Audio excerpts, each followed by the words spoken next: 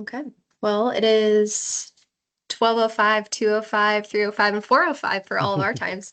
So we can get started. Thanks to everyone for being here. As part of the American Seed Trade Association Student Committee, we're really excited to have Dr. Van Deynze speak on our topic for today. So I can introduce you really quickly, Dr. Van Deynze, and we can let you share your slides if you'd like. So Dr. Alan Van Deynze is the director of the Seed Biotechnology Center and associate director of the Plant Breeding Center at the University of California at Davis. He has a PhD in plant breeding from the University of Guelph. Alan is responsible for developing, coordinating, and conducting research and generating and disseminating scientific information content for the Seed Biotechnology Centers and Plant Breeding Centers education and outreach programs. His research focuses on developing and integrating genomics into plant breeding of California and African crops. He has programs on breeding for disease resistance, abiotic stress, and quality in pepper, carrot, and spinach, and development and application of genomics in crops, including nitrogen fixation in cereals.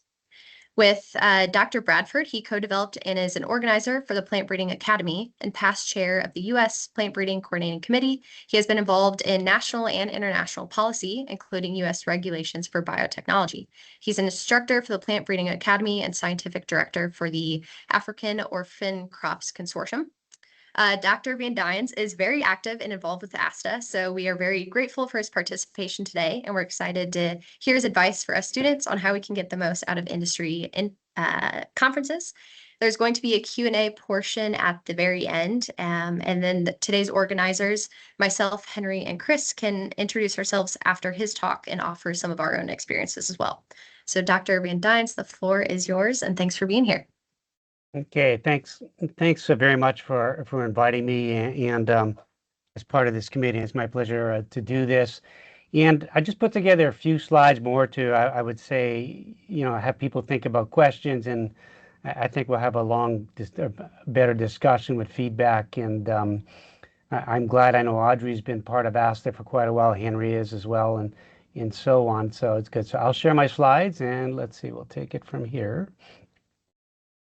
Let's see. Happen to screen. No, I do not want to share that probably. You guys see my whole screen, or I think you do? That's no good. Let me see.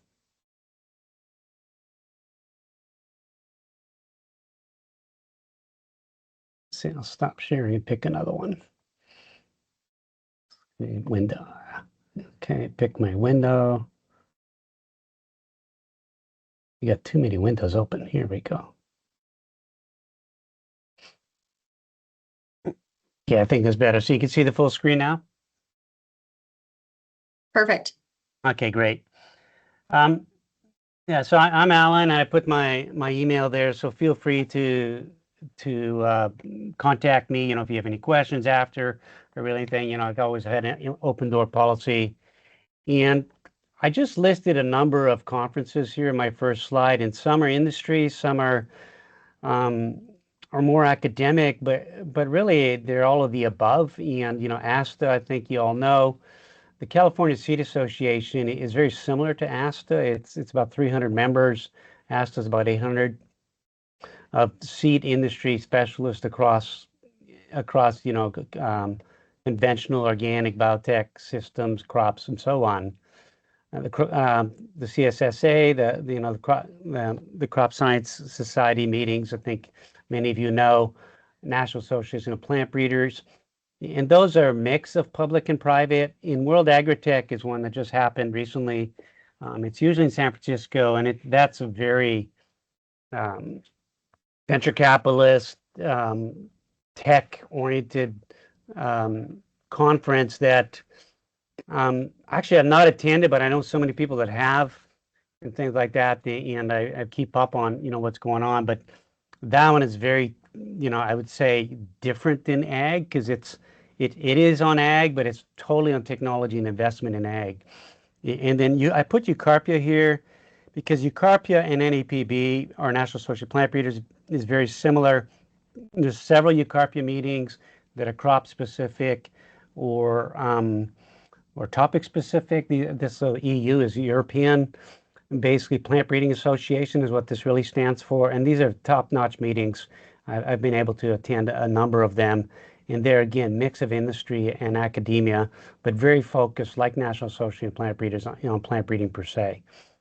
So, how are these different? And, and how should, one of the first things I thought about is attire. Um, the business casual, is kind of the standard, say, conference wear, if you want to say. But depending on the conference you're at, they're going to lean more on business.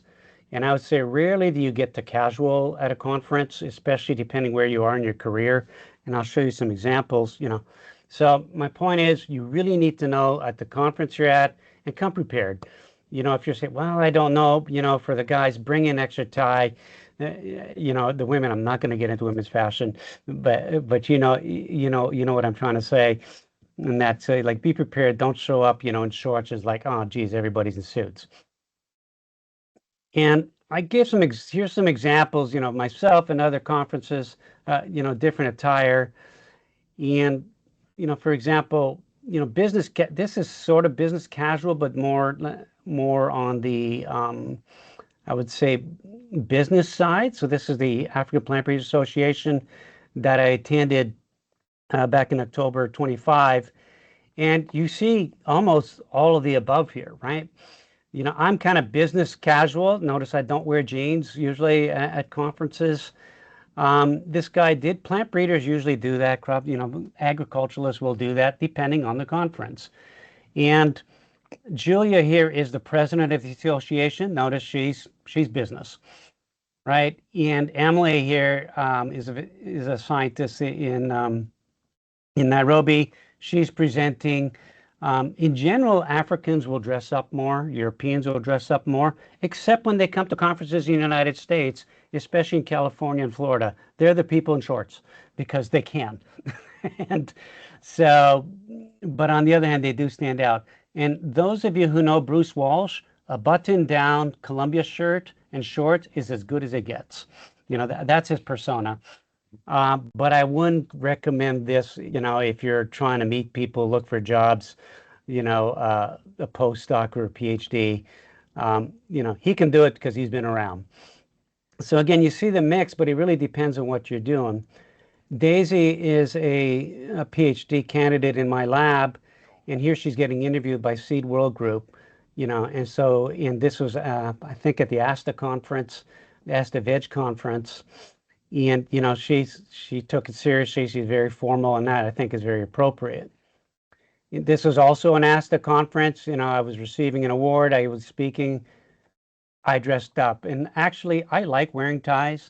A pointer to the guys: learn if you don't know how to make a tie. YouTube will tell you, and just get rid of the regular ties. Get some silk ties. They're so much easier to work with and are nicer. And invest in the silk ties. So again, you have to kind of read your audience in the conference. And like I said, this is probably as business casual as I would get. So jeans and, and a button shirt. Casual, this is my group. You just went out for dinner. You did see people like this, not, in shorts in Hawaii at the National Association of Plant Breeders. And kind of like the second day, people were like, okay, it's pretty hot. I'm going for shorts. Other people are doing shorts. But, I don't show up usually the first day at the, reception, in the super casual shorts and things like that. And actually, I don't think I'd show up like this at a conference. I'd usually have a button-down shirt for the guys. So again, it's really important if you've never been to a conference. In general, the business conferences tend to be a little more formal. ASTA, there's a lot of people in suits and ties and, formal dresses even and things like that, especially say at the benefits, at the dinners and things like this and things like that. So you really have to dress for success. That's essentially the message from this slide. And it's important to kind of like say, know your audience, know where you're going, and be prepared.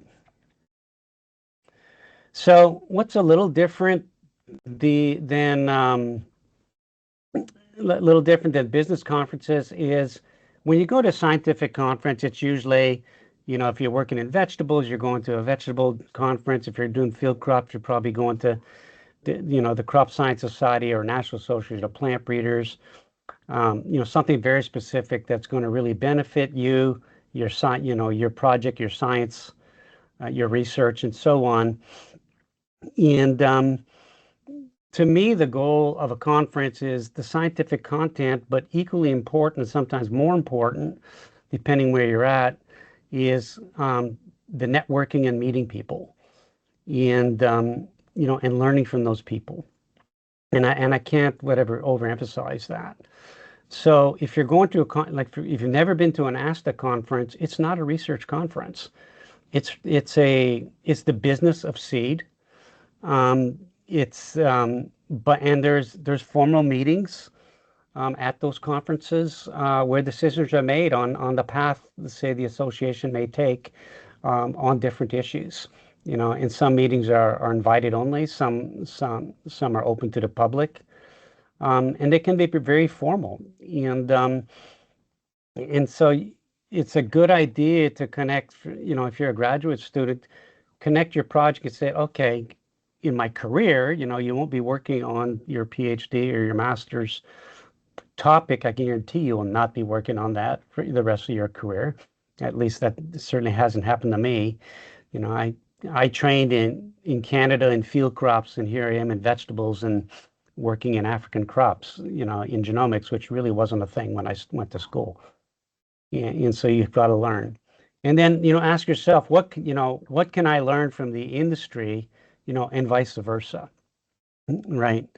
That perhaps I can't learn, from my peers, in academia at your university or at more public or academic conferences.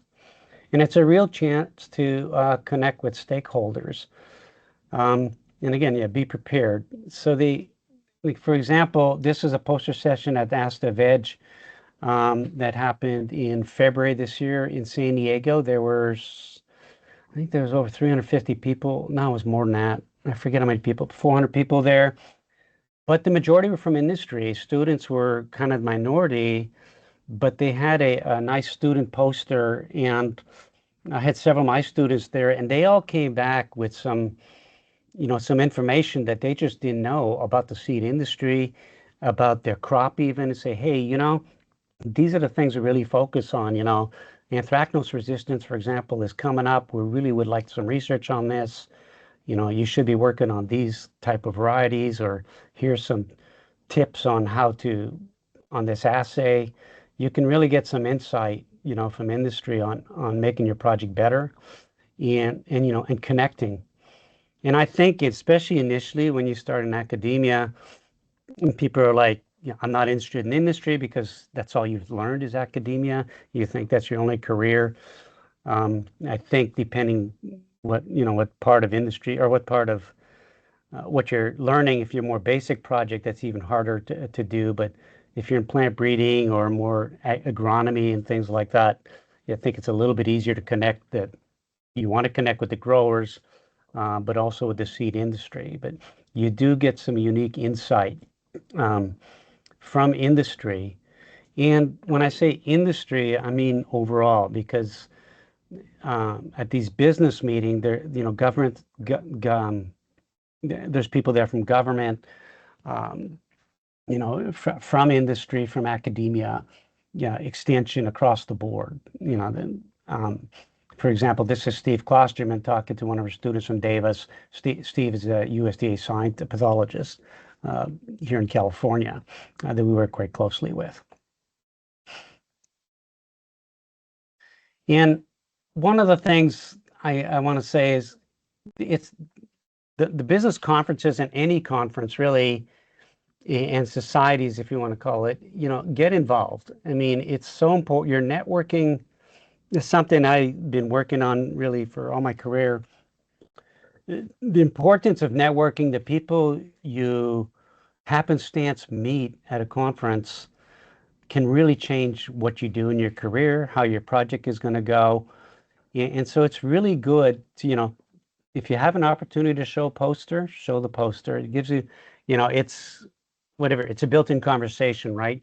You know more about what you're showing the poster theoretically than other people. So it's an easy thing for you to break the ice and get into a conversation. Um, I don't have this on here, but as far as being prepared, you should think about, there's a good chance you're going to meet the director of research or even the CEO at a business conference or vice president, of research, of even global research. And they might be talking to you about your poster and they're very interested. You'd be surprised how, I would say, interactive. And I think you all know, being in the industry that we're in, the agriculture industry competes fiercely, but they're the most, what's the word, welcoming industry across the board. I mean, I've never seen, I've heard other industries that are a lot more cutthroat. People don't talk about what they're talking about. These meetings are there to bring the industry forward, overall. And then you go back home and then you compete, yeah, in your own field and so on. And so it's really, really critical. And when I mean get involved with committees like ASTA committees, like National Association of Plant Breeder committees, crop science committees. That really gets you a chance to really also learn, call it the business, of your sector, of your agricultural sector. And you realize once you start doing that, how more relevant you can make your project, design your future projects, um, work closer, with the with the stakeholders, that you're trying to reach. I'll give you an example. So then again, this is Deynze. She's just starting a PhD candidate. This is our new dean of agriculture. She just jumped in, and this is her taking a selfie with Deynze, asking her about what she's doing. How often do you get direct, talk to your dean or the vice president of a company and so on? This happens all the time at business conferences or other conferences and things like that. So you have to be prepared. Say, okay, what am I going to say? And I've seen some really bad interviews for interns recently. Like we had a guy who started talking about his mother, and it was like, what? We didn't. Fair to say, we just didn't hire that guy, and everybody was like, okay, we're going to move on now. But so again, have sort of what we call your elevator speech. And then the conversation gets easier. Elevator speech is like, what am I working on? What am I interested in my career? Think about who you're talking to and what they might be interested in, and selfishly how you might benefit from that talk. And that's the opportunity you have. And they want to hear about what you're talking about. You're not imposing, you're not uh, you are trying to, in a way, sell yourself a little bit, but it's not an imposition. Uh, Business and industry right now, like, I co-run a program called Seed Central, which is a industry university liaison. The number one thing, we have an event every month, the second Thursday of every month since 2010. And we get 80 to 120 people on average there, sometimes 200. Half industry, half faculty and students. And the only goal of that is the interaction. And we asked the industry, what's the most important? And initially they said, oh, we want to hear about what's going on in the science. And now they say the most important thing are the students. We want to help the next generation, of employees to be ready. So they want to have that conversation with us to make sure you have the soft skills. Soft skills is, this is Pellin's getting great interaction here, and experience of just, talking, and explaining what she's doing, at different levels. And this person could be a salesperson. She can't get in depth into, the PAMP site, that's important for her disease resistance at the cellular level, to this guy. But he's definitely interested in how that's going to help his farmers and growers, right? So get on committees. There's many mentor programs now with, to follow up. that are really industry sponsored, not just um, in financial, but they come out, they will speak, they'll spend a whole day. We had a interview program that the industry committee sponsored from the National Association of Plant Breeders. They came out a whole day to UC Davis and a number of different places, and just to train people how to interview, the interview skills. And there's a workshop at National Association of Plant Breeders the day before for students that is also industry sponsored, and that's open to anybody that's there. Okay, so I guess get involved and kind of, be ready. Some of these things are online. You don't, and some of these are in person. So take advantage when you can. I mean, it's worth it. And yeah, I mean that's all I had is really try to, what's the word, to try to get people to think about questions and yeah, and just get the discussion going.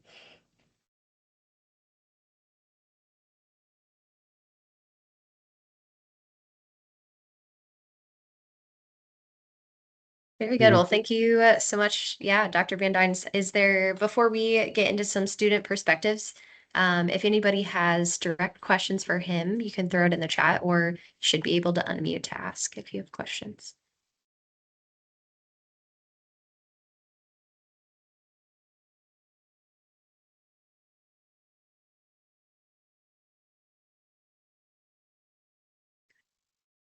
Well, Henry, do you want to get straight into your experiences, and then we can do a mass kind of Q&A at the end? Do you think that works? And I think Chris maybe should be able to have sharing capabilities. Okay, great. Sounds good. Okay, so we see your whole screen, so should be fine.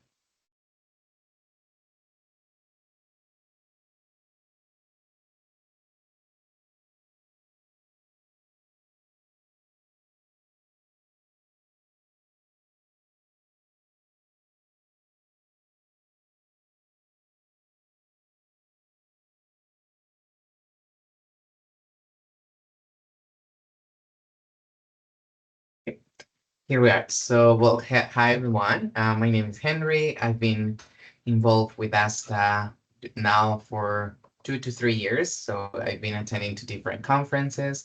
I did my PhD in plant breeding at McGill University, and I'm currently based in Canada, in Atlantic Canada, actually. And yeah, we put together as part of the student committee this webinar in terms of how we can learn to, navigate those conferences that are not 100% scientific, as we kind of are trained throughout our grad studies, or either master's or PhD. So we have divided kind of in 3 different sections. And the first one is how we get to know new people in these kind of conferences based on our experiences. So next, please. So for that, basically, meeting new people can always be intimidating, no matter what kind of conference you are, especially if you're new, or if it's, your first or second conference ever. And those industry conferences are not the exception. So as I was saying, it's natural to be intimidated or not to know where to start, but we all have been there. So just it's important to start easy, relax, and be aware that as Dr. Allen said before, we just want to learn about each other, and actually people are interested in your own story. So I would say, in my experience, that industry conferences are not always or only about the science itself. It's about you as well. So in scientific conferences, we usually have, let's say, that we can just start talking about our research or the science we're doing, and that would be good enough, or that would get people interested, because we are all on the same kind of page, thinking of, okay, what nice experiments are people doing in kind of similar research areas or so. But in industry, if in scientific conferences your research speaks about you, I think in industry conferences is you speaking about your research. And as Dr. Allen was explaining, it is all part of how we pitch ourselves and kind of promote our own personal brand. So the research is actually a means to start talking, oh, this is what I do, and this is also who I am as a professional, as a person, and with that in a professional setting, probably if you're looking for a job or positions in the future, etc. So it's all that part of how you build that personal brand. Next one, please. So the other thing to keep in mind is that we are not alone in this. So as the Dr. Allen was saying, we usually have different programs, different conferences have those. ASTA has a very nice program called the Student Connections, where we usually are paired with a mentor if you're part of those. But even if you are not part of the program and you happen to be attending to one of these conferences, there are always people in the industry that have been there for a long time or even a short time willing to help you to learn about your story and your background and also like see how they could help. So you're not alone. And once you learn how to do it, I would say you will not forget because it's kind of a skill that you start learning and getting better with time. So let's say if you're paired with a mentor, usually you can, stick to your mentor for a while and because they will probably know more people than you. So that will help you with introducing to new people, meeting new people, and, break that ice and start talking about you and your research and, ask different questions. And also kind of a very useful tip is to not be afraid of asking a favor of an introduction. Let's say if you notice that there is someone that you would like to learn, like either to meet, to learn about, and it happens that it's a friend of someone that you already know. So don't be afraid of saying, oh, could you please help me with an introduction to that person just because I would like to chat about a certain topic or I think we could have things in common. And in that way, you can start actively creating your network, your professional network.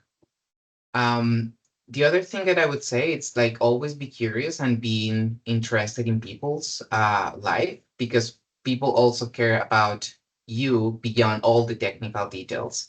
So so one side is, of course, your science. And as Dr. Allen was saying, we want this conference to be a means to actually advance the industry, advance the science, but also like to connect with people, to connect with each other, because in the end, if let's say if you're applying for a job, probably there are other 10 PhDs as qualified as you are, but in the end, we all are people. And a lot of those decisions are going to come to the point of who is better to work with and what person fits better in a team. And in that sense, how is that brand that you've been working to promote and create, it's a good fit for that. Another tip that I would say is not always easy, but at least not for me. I tend to forget a little bit easy names, but try to remember people's faces and engage in activities. So beyond those kind of quick chats over coffee, which are of course very useful. There are some conferences, for example, ASTA's Leadership Summit, where we actually have different workshops or activities that are done in groups or by tables. So I think those are the best opportunities to actually engage and meet people because of course you may be remember or you may remember people from those kind of quick chats, but it is in through these activities where you actually get to learn a little bit about more about people and to actually tell more about you. So that's how you start creating those connections that could be meaningful afterwards. I think this is what I have for now. And I would like to think about what comes after. So let's say you go to a conference, it's been kind of a tremendous experience in terms of connecting with people. So, but how you do that, for example, at the thinking of your science, and for that, Christopher is going to help us a little bit with some tips. So, hi everyone. My name's Chris. I'm currently a PhD student at Purdue University, and so I'm going to talk a little bit about framing your research specifically for industry conferences. So, Dr. Van Dynes talked about this a little bit, how not everybody that you're talking to at industry, especially if you're doing a poster presentation, is going to have the technical experience that you do. And so it's important to frame your research specifically to an audience that might not be as science research focused as you would find in an academic conference. And so some of that thought should go into even before the conference when maybe you're making your poster or when you're submitting an abstract to be able to present. And then the other thought needs to go into when you're talking to people. And so some ways to kind of think about this is when you're framing your research question and the motivation for the research, you should before in industry, it might be better to focus less on the specific methods and techniques that you're using, and instead what kind of knowledge gaps you're targeting, what the value proposition potentially for this research is. And then when you're going through your results, instead of really critically interpreting these results, maybe from a scientific understanding, instead give an interpretation that gives actionable conclusions and how this research then can be deployed in the future. And so it's a different idea from, again, just the value of this research from a scientific standpoint versus the value of it from an industry and actionable standpoint. And this kind of narrative, again, you want to kind of transition this maybe a statistical report on your research into more of a story. And storytelling is something that we should always try and do with our research, but especially in industry conferences, I think that telling the story that is interesting and then also actionable is especially important if you're wanting to make good impressions. The other part I think that's good to focus on in industry research presentations is, again, instead of focusing on specific research techniques that you did or statistical tests that you might have run, it's really good to highlight what type of skills you developed in this during the process. And so some that I just listed here, if you have opportunities where you engaged in interdisciplinary collaboration, it's really, really good to highlight those. I think that's something that's very important nowadays, especially. Also talking about any opportunities where you had to exhibit leadership, so either leading a team of people or maybe mentoring other students potentially, and then skill development. And so did you potentially learn a new type of analysis or develop proficiency in a coding language, or basically what are some skills that you might have gained to this project that could then be transitioned to more of an industry position? And so the focus is, again, less so much on communicating the actual data itself, but first of all, telling the story and then explaining how during this process of working through this research, you developed yourself as a future employee, potentially. And so that's all that I have for kind of research development. And so now I'll pass it over to Audrey, who's going to tell us about what to do after your conference is over. Awesome. Thank you so much, Chris. As said, my name is Audrey Morrison. I'm a PhD candidate at the University of Wisconsin-Madison in plant breeding. I've been involved with ASTA for probably about 3 years as well. And I've seen both leadership summits and the veg and flower meetings, which are different in their own flavors. So Henry and Chris provided really great insight on actions to take while at the conference, but I'll discuss a few things too once the dust settles and everyone returns home.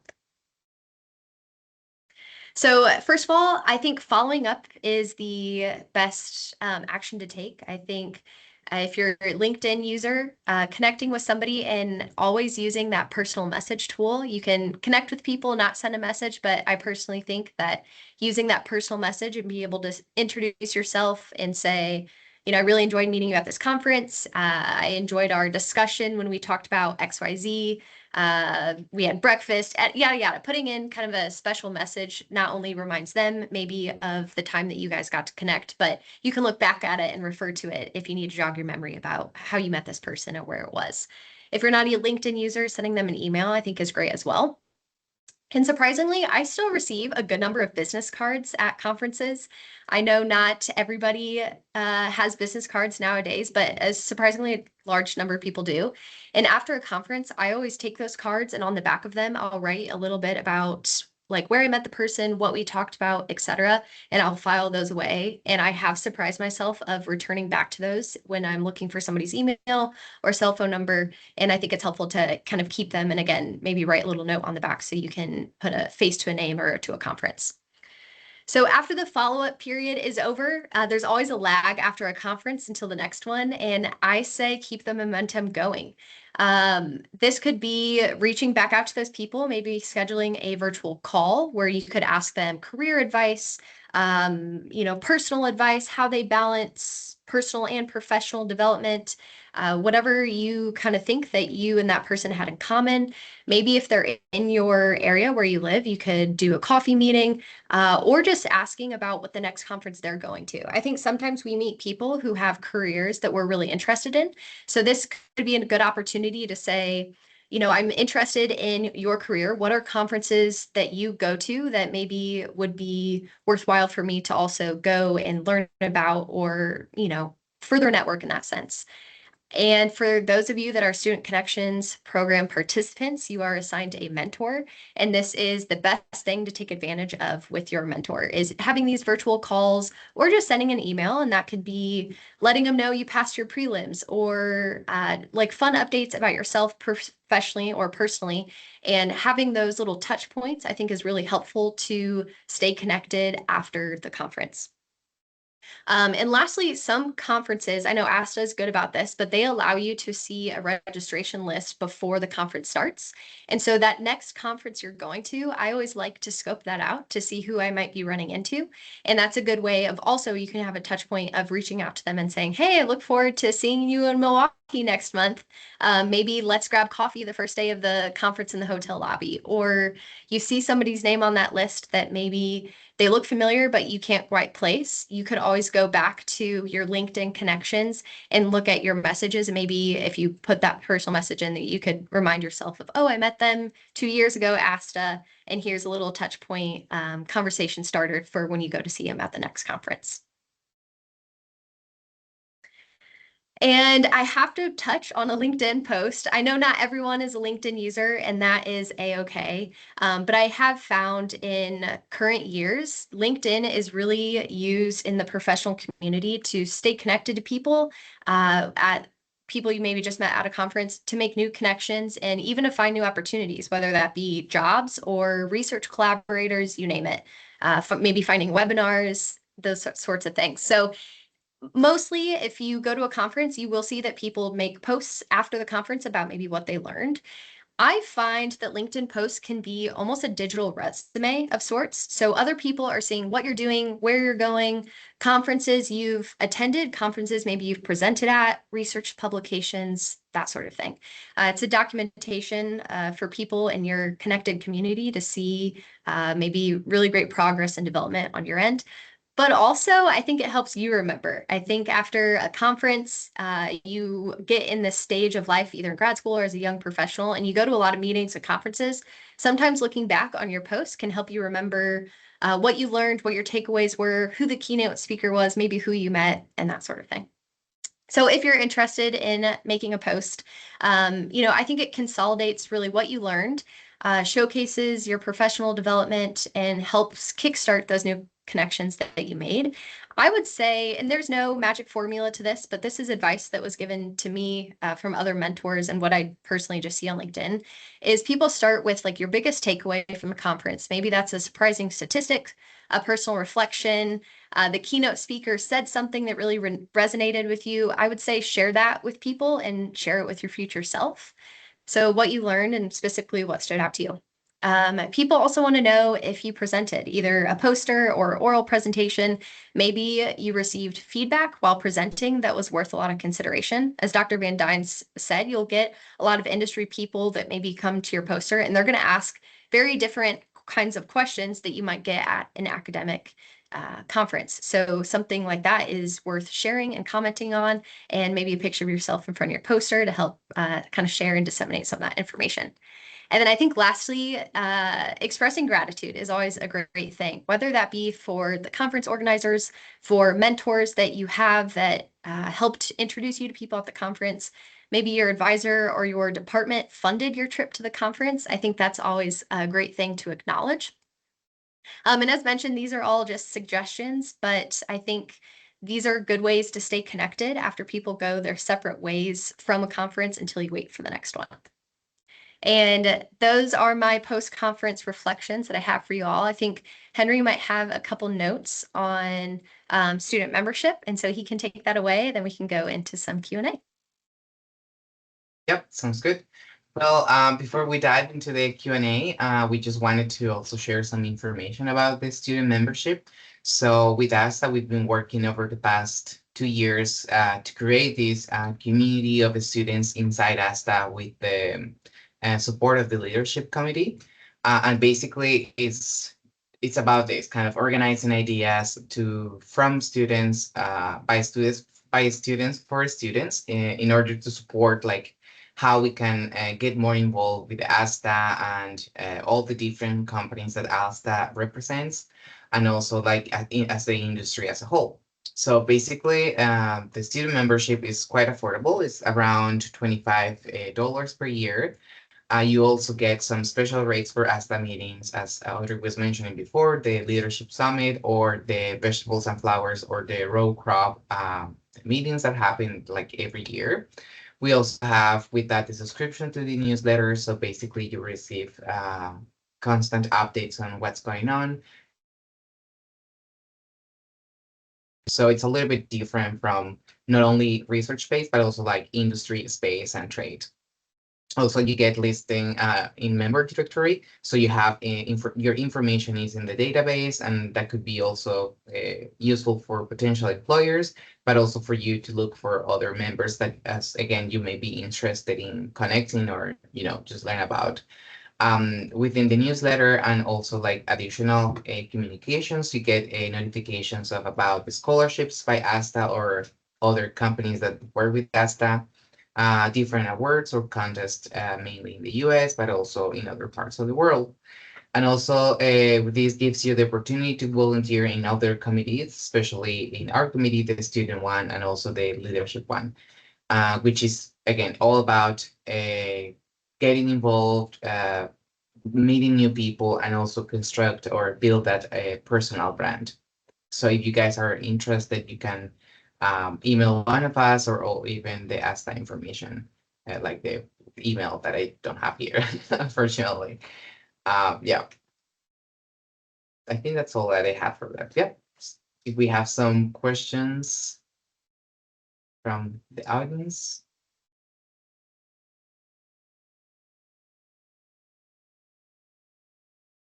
Dr. Van Dynes, I can start us off while people are thinking. But sometimes at industry conferences, there's a lot of business going on, whether it's, there's the trade shows, separate meetings. Sometimes you come down for breakfast and you can tell people are at a table and clearly doing business at a table.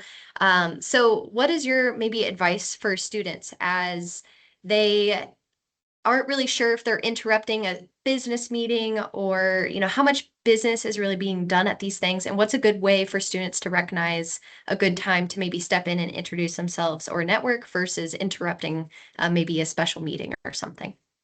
Right, that's a good question. So especially, the American Seed Trade Association, the main thing that happens at these meetings is trade. People are buying they're buying and selling next year's seed essentially worldwide, and that part, those are closed meetings, like at the tables, like you mentioned at breakfast. Those are invitation only for most part, except for sometimes you'll see at a break people are just sitting there hanging out. Then it's okay to introduce yourself. But if people are in conversation, I don't think it's a good idea to butt in, because there are private business deals going on in things like that. But all the other meetings tend to be open for most part. And those are really worth going, like, what type of business meetings. So the American Seed Trade Association spends a lot of time, I said the business of seed. What does that mean? There's a lot going on in phytosanitary in trade. What can I bring across? What are the permits I need? What type of phytosanitary things, tests do I need to move things to different countries? A lot going on, say, biotech regulations, organic seed regulation, and let's see, and also, in policy and what's going on worldwide. And so those meetings are, I find, and even legislative wise, policy, nationally, locally, and so on. And ASTA does a great job of kind of summarizing really what's going on in that space. And they have a full-time staff that stays on. And I'm part of some of those committees. I'm a part of their plant breeding committee. And, we always get, like this week we had a talk from what's going on in the Seed Association of Americas in the context of gene editing regulation and things like that. But the thing, for example, as being a member, you will get these emails from the different committees. Something that affected me quite a bit in the last 3-4 years is a pathogen called brown rugose. So brown rugose is in tomatoes and peppers, and it has shut down basically movement of even research seed worldwide for those two commodities, or those two species. And now you have to get testing, and then 10% of your seed lot or bigger. So if you don't abide by that, you can't just send the seed packet. In the past, it was like, I could send a seed packet to Canada, no problem. Not anymore, not if you can't test it. And different ways of testing are accepted across. So you really, it can affect your research tomorrow if you're working on these specific crops, and depending, if where you want to send stuff, things like that. And so like I say, most of these meetings are open, and it says usually on the schedule open or not. But during the trade show, the breaks and things like that, that's a chance that everybody's networking, the poster events and things like that. The receptions, there's multiple receptions usually. A comment on that: don't drink too much if you drink. That's just bad form, and you don't want to be remembered for that. And there's certain ethics in meetings. That's all meetings, especially if you're in a smaller meeting. Don't be the person typing, on your phone and things like that. People notice that, and I'm like, okay, well, that person doesn't care why they're here, what we're talking about here, and people notice on the small meetings for sure on these things. And I'm not what's the word, as nice as Audrey. You should be on LinkedIn. Especially if you're looking for jobs or even networking and things like that. That is the professional, the professional social media platform. There's some great groups. There's plant breeding groups, there's agronomy groups, so on and so on. You can click those and you'll get the posts on those, preferentially, in your feed. And you don't have to, like, for example, I turn the notifications off on my LinkedIn. You just would get too many, but I do follow people. You can follow people and say, I'm going to see, what Henry and Audrey are doing. I'm just interested in what they're doing. So you'll get, preferential posts for the people you follow. The other social media things, really important if you're looking for jobs or really anything, is make sure you're not putting up images you're not going to want everybody to see. Make sure you're not putting up comments that you don't want everybody to see, because they will check it, as you know. More and more now, even by the government. I'll give you an example. Last week we found that foreigners are not allowed to walk on a USDA station right now unless they're pre-approved. They're checking their social media. And if there's something on social media that doesn't, that is bashing the current administration, it's not going to go over well. And you may not be able to do your research on that USDA station. So yeah, ethics are important in social media, especially because they will check, and potential employers will check you out. Yeah, that's just how it is. I have a question. So kind of building up on, those skills and things that companies would be interested. So for someone that is interested in going into a career into the industry, what do you think are some of the main kind of skills or let's say, traits that companies are looking for researchers in these kind of industry conferences? Well, I mean, the skills are a lot what all three of you mentioned, the soft skills. So there's what's not a new way of interviewing, what's it called? Oh, basically the way people interview now is a situational interview. They're not going to say, name the top best things you've done and the worst thing you did. Some ask that, but it's really knowing this. It's more like, give me an example when you had a conflict. How did you handle that? Yeah, or you had, multiple things that you had to do. How do you handle that? So they're more situational things. Again, trying to know you. Your resume has the research. Your resume already has, tells you what you know. They're more interested in will you work in a team, and that's really the key. Can you work with other people? Do you have leadership skills, like you mentioned? That's really what the interviews are about these days. It's not about, they can read your resume about, what you've done on the research per se. And so again, that goes back to a bit what you just said. People are interested in who you are, kind of what you started with, Henry. And I can't say enough, practice is the only way to get good at this. You're terrified the first time, bring a buddy. Like you say, it doesn't have to be a mentor, bring a buddy. It's always easier to talk if you've got two people to start the conversation. But you just have to do these things. You can't read it. You can't just read up on these soft skills. Yeah, on that, I wanted to add, yeah, don't be afraid of no. Like some people could say like, oh, I'm not in the mood or I don't want to talk. Like sometimes it happens, but it's not, I mean, not often, but it has happened to me. And it's okay. Like maybe someone was caught in like thinking of a meeting, especially in these kind of trade conferences where everyone is kind of busy. And for many people from companies, like they're sent there to, as Dr. Van Dyson was saying, like to make deals.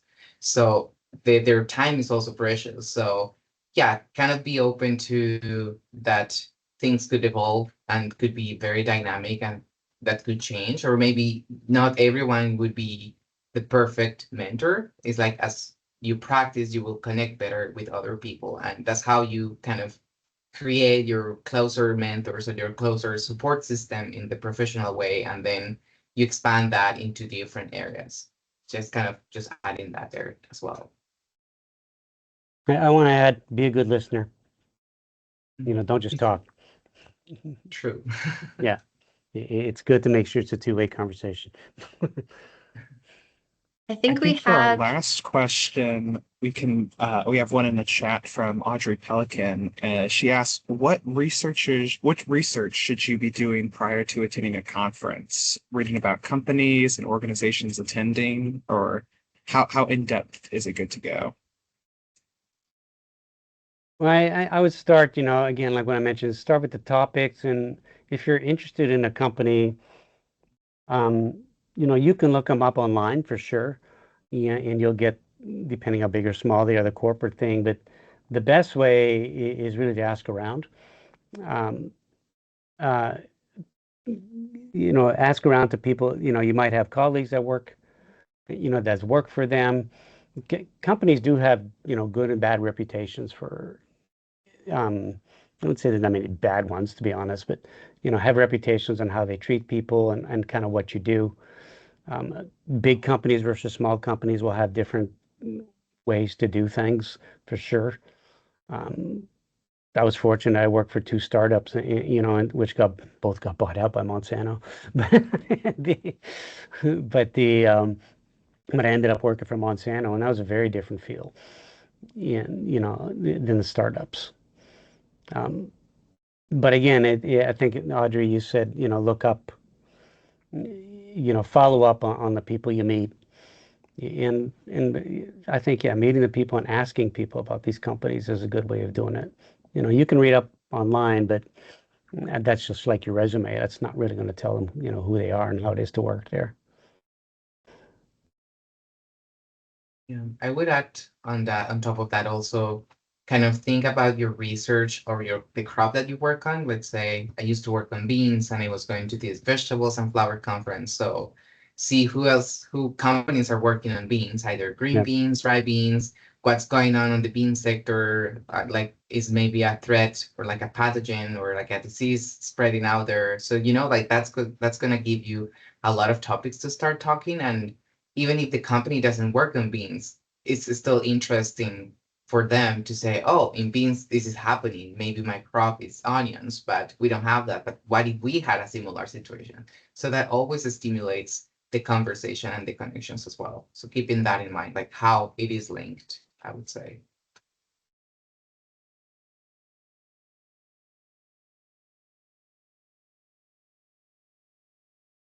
Okay, I think we're coming to the end. Yes, so I don't see any other questions in the chat, but thank you so much, Dr. Allen, for accepting our invitation and for sharing all those tips, and also Audrey and Chris for helping organize this webinar. I think this is very valuable for students, and hopefully we can post it online so people that couldn't make it today will have also access to the information. And yeah, once again, thank you so much, and I hope to see you guys in another webinar that we organize on a different conference. All right. Good luck, everybody. Thank you for having me. Thank you, Thank guys. you.